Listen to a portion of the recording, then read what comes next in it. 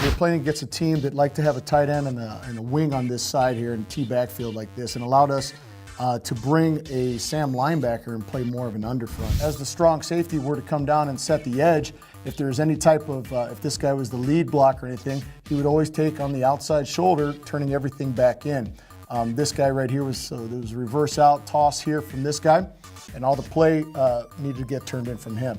So we had this Phil right here. He was a late alley fill guy, and the Will, his first step is towards his gap, which in this case would be his A gap. Full flow this way tells him read A, first step towards A, and then outside pursuit angle here. As the back were to come and hit this gap here, he basically creates two gaps from that. He creates the gap inside of the back and an outside gap. And what the strong safety is doing is he's filling that outside gap, and the Will then in his pursuit would fill that inside gap. The Mike would take his read step to the B gap fill.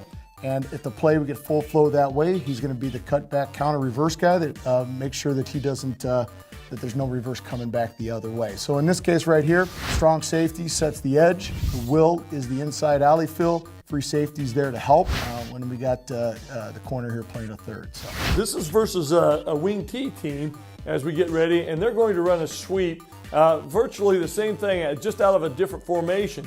And again, you'll kind of see the leverage play. We don't call a whole bunch of stunts. Really, we teach our D-line mostly how to play with leverage all the time. And again, we do a great job here, and I can't tell if this is Brandon or if this is Jeremy Banky who's coming back. But look where the head and the feet are, and we're in great position to out-leverage this tackle. Now, we kind of, on the backside, now 5 years ago, and I've been coaching D-line my entire life. 5 years ago, I'd have been really, really mad at the play side defensive tackle because he gets reached by the center, or really the center's the one trying to reach him. And we're always talking about causing bubbles. And look how well he chases, okay? And that's Zach Herbert that chases him down from behind. And so now we've got flow from the inside, flow from the outside.